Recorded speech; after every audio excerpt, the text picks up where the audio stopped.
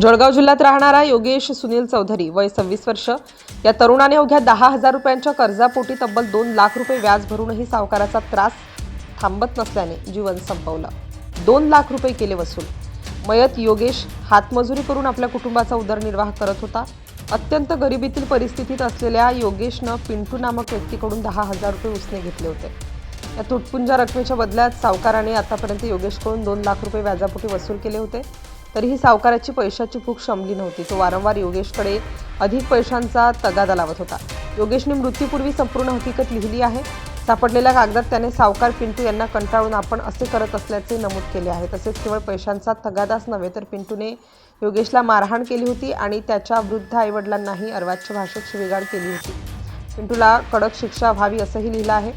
योगेशच्या निधनाने त्याच्या कुटुंबावर दुःखाचा डोंगर कोसळला आहे। त्याच्या पश्चात आई वडील आणि एक भाऊ असा परिवार आहे। हे संपूर्ण कुटुंब मोलमजुरी करून उदरनिर्वाह करत होतं। अत्यंत कष्टाळू मुलाचा अशा प्रकारे अंत झाल्याने परिसरात संताप व्यक्त केला जात आहे।